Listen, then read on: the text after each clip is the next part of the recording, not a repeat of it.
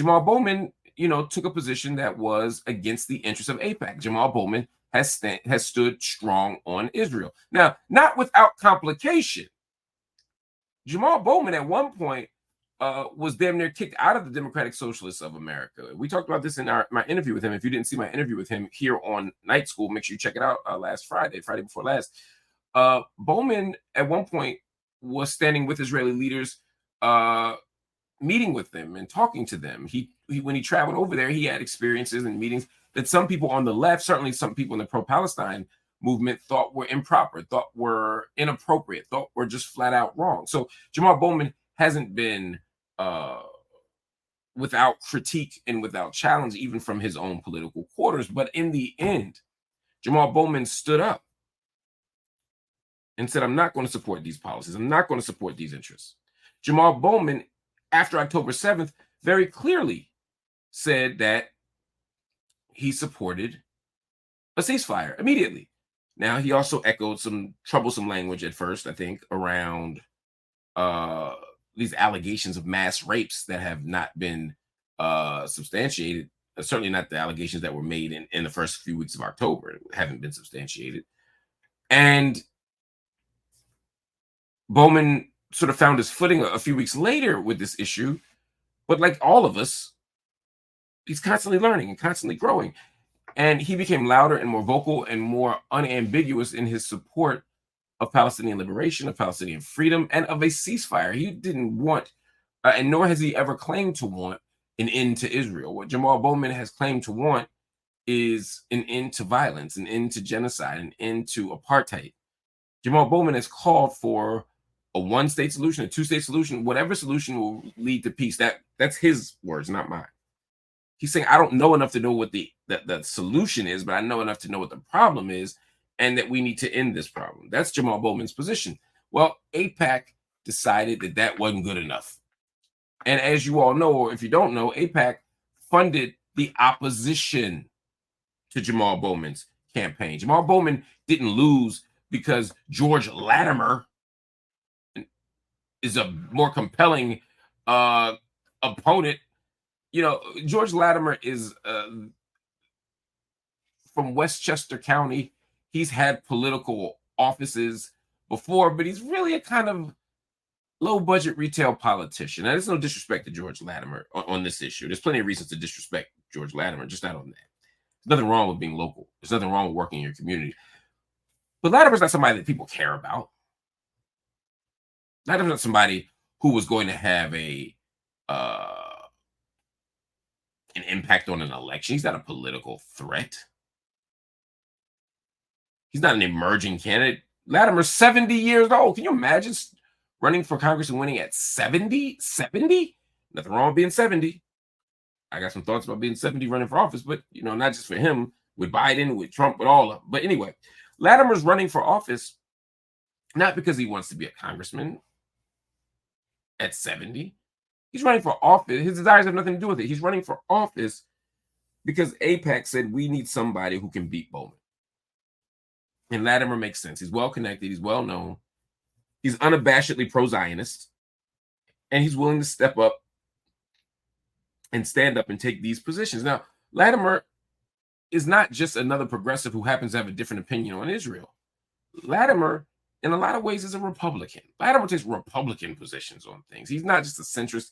He leans to the right. He shouts out dog whistles.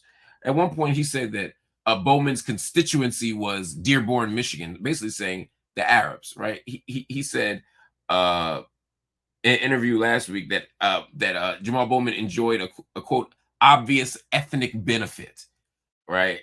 He's the first Black guy elected to represent that district. He knows what he's doing. He knows what he's doing. Latimer is an easy person to unpack, an easy person to understand. What's harder to understand, if you're not looking closely, is why AIPAC would not fund Latimer, but fight Bowman? Like, why'd they choose this race? All them seats in Congress. Why Bowman's? Why would they invest tens of millions, not $1 million, not $2 million, tens of millions of dollars to beat Jamaal Bowman in a single district in New York? That's a good question. Well, it's a couple reasons. First, Bowman is an increasingly loud and influential voice on Israel, Palestine.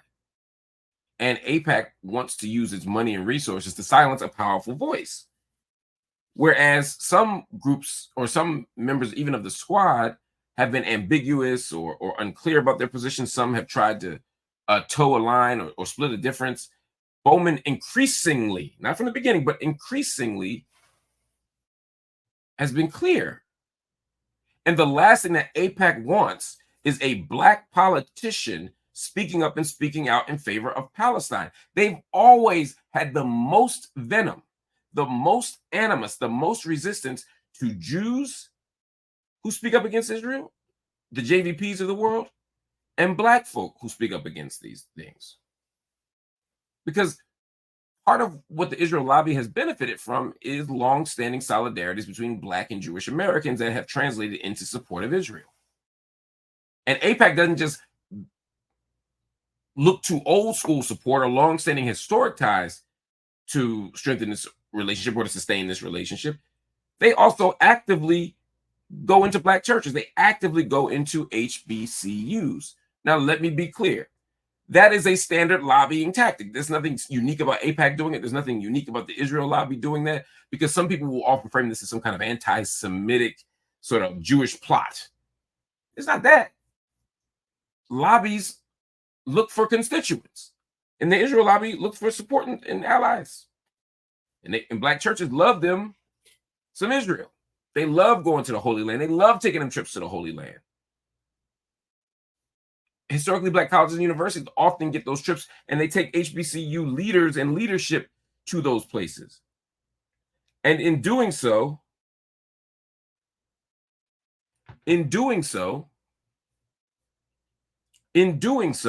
they set up another generation of people who will advocate for. They create Richie Torres. They create Bakari Sellers. They create these very people. That's how you do it.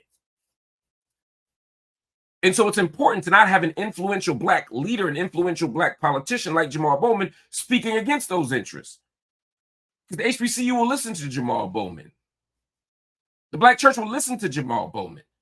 So it's important for AIPAC to use its resources against the Jamaal Bowman, not because Jamaal Bowman himself is this just wildly powerful person, but because Jamaal Bowman can produce a generation of wildly powerful people. AIPAC goes after Jamaal Bowman because they also, this is another reason, they want to show that the squad is vulnerable. They want people to think that being strong on criticizing Israel is a political loser. Historically, it's been a political loser. Historically, when you don't stand with Israel, you lose the election.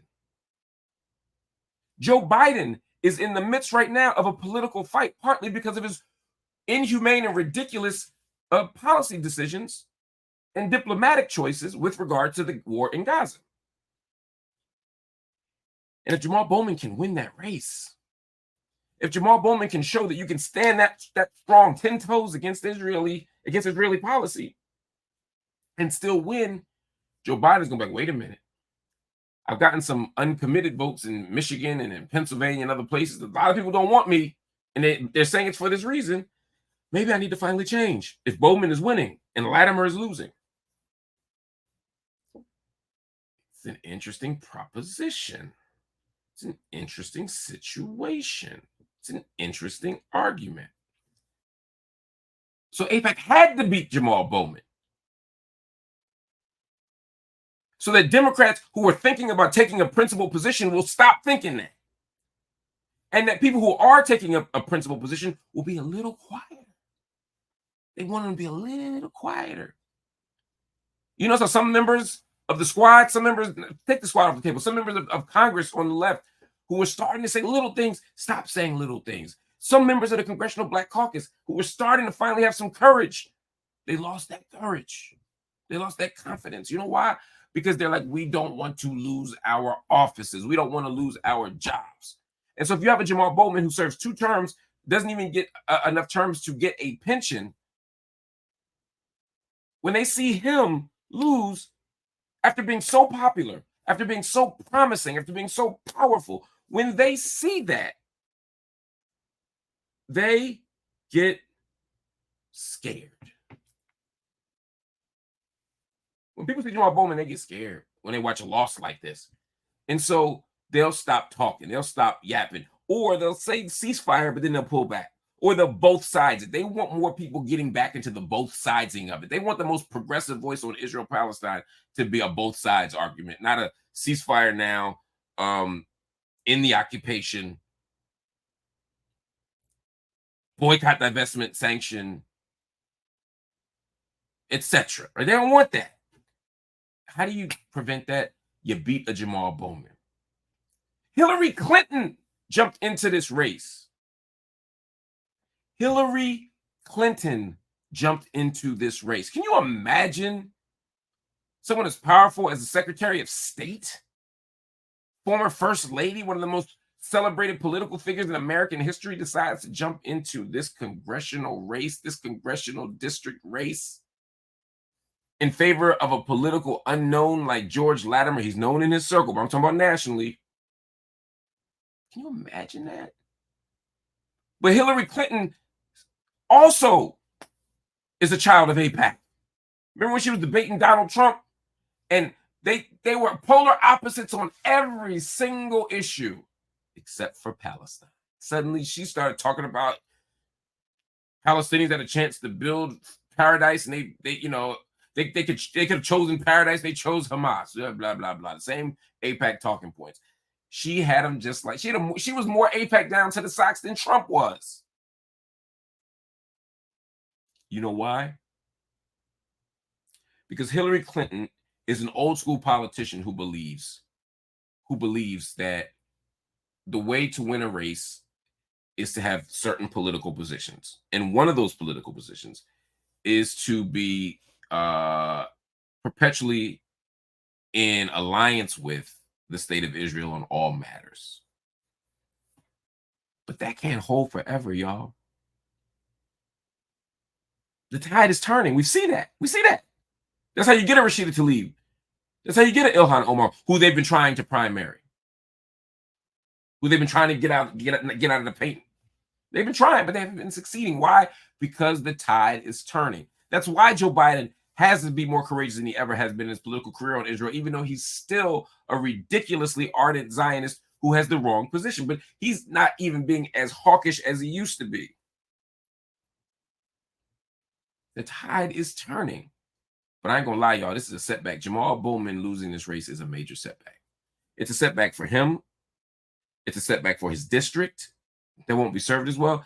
It's a setback for the squad. It's a setback for the progressive movement. It's a setback for the pro-Palestinian movement. It's a setback for all of it. But still, we keep fighting. We keep building. And we'll be back again. And I think it's important to not just be back again, but to be back again in this district. In the same way that Ingold to Bowman signified a turn, and Bowman to Latimer has signified a turn, we got to fight and make that next turn to get it right back to the people.